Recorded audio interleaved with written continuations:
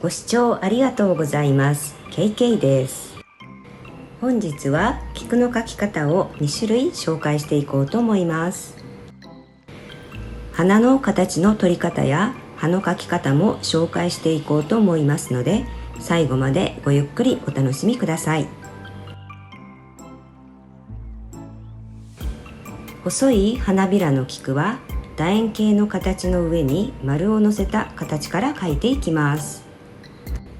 小さい楕円形も描き、花びらを描く時の目安にします。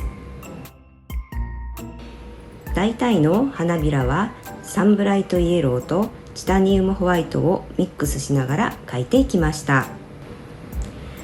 筆は平筆の2番を使います。絵の具の伸びを良くするための水滴を準備して描いていきましょう。花の中央に点を描いておきます。ここがストロークの目指す点になります。C ストロークを描くように始め、筆を持ち上げ、最後は細く終わるようにします。中央の点を目指してどんどん描いていきましょう。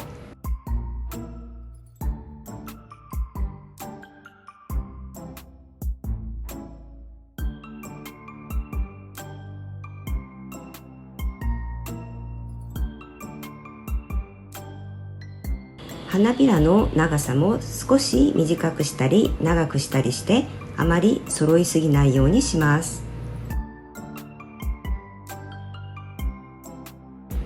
小さい楕円形の円周からもストロークをしていきます。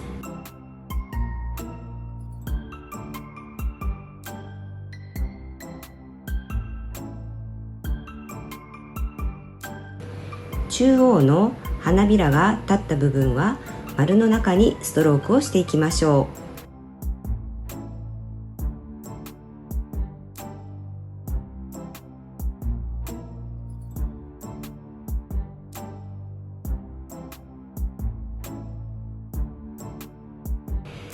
う。楕円形と円の花びらがつながるように途中にもストロークを入れていきます。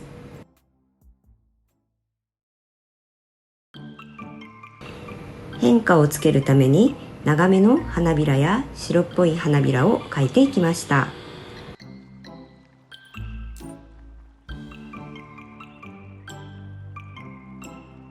作品を眺めながら花びらが足りないところにどんどん描いていきましょう。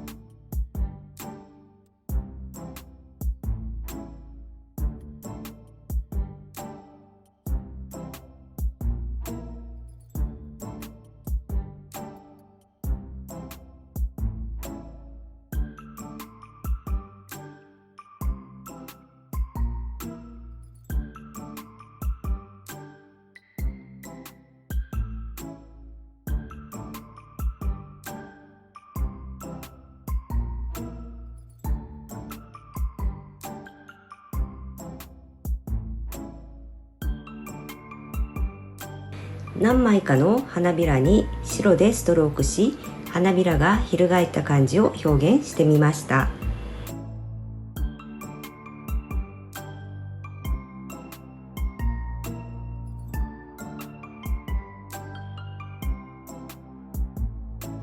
ストローという黄土色がかった黄色で影になった花びらを描いていきます。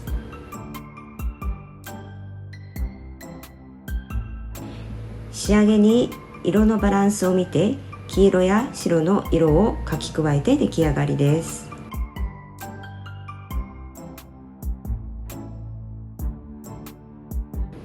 幾重にも花びらが重なった菊を描いていきます。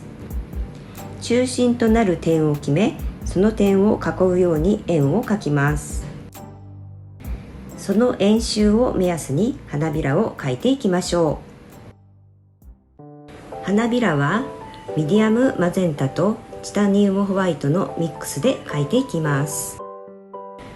外側の花びらは白が多めのピンクで、だんだんと内側になるにつれピンクを濃くしていきます。サイドローディングで描いていきますが、中央の点から外側に広がるように描いていきましょう。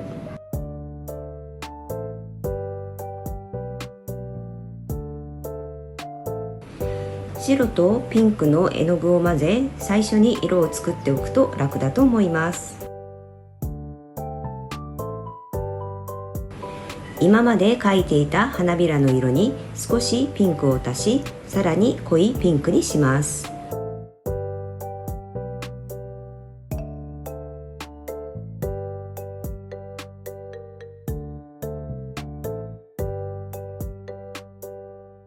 さらにミディアムマゼンタを足して濃いピンクにし、3段目の花びらを描いていきましょ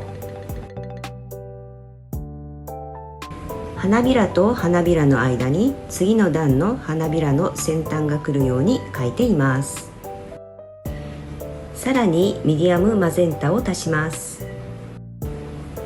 花びらが小さくなるので筆のサイズも小さくしました。同じようにサイドローディングで描いていきましょう。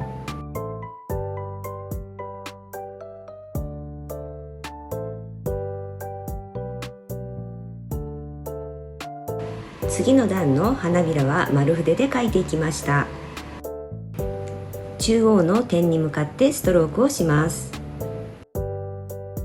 中央の花びらの色はキナクリドンマゼンタです。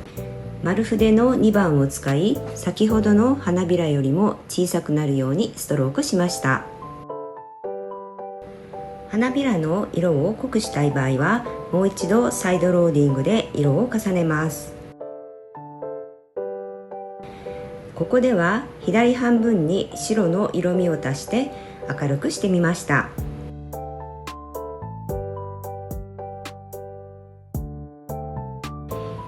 菊の葉は葉脈を描いた後にそこを囲うようにして葉の形を作っていきます。初めてのトールペイントナンバー58で葉の描き方を説明していますので、そちらも参照していただければさらに詳しくわかると思います。横から見た葉は葉の半分だけ描きます。その葉の形を少し下にずらして描いて出来上がりです。葉はダークフォリッジグリーンとチタニウムホワイトをミックスした色で描いていきました。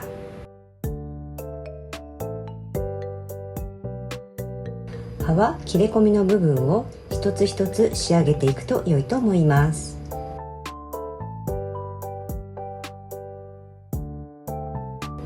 葉のギザギザした感じも筆を横に動かし作っていきましょう。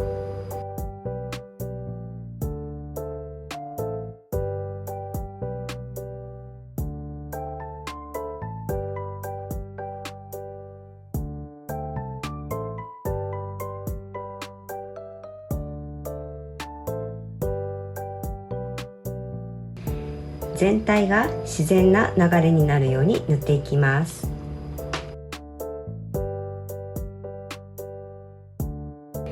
横から見た葉は奥の部分から塗っていきます。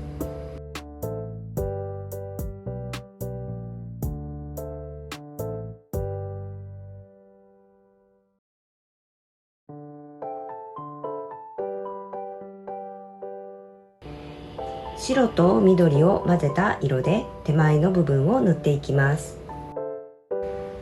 奥の葉の形を少し低くした形に塗っていくと良いと思います。チタニウムホワイトで葉脈をさっさと描いていきましょう。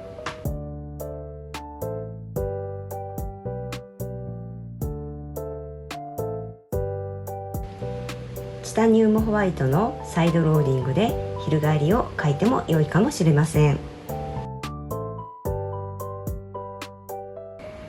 ダークフォリッジグリーンのサイドローディングで葉に影を入れてみました。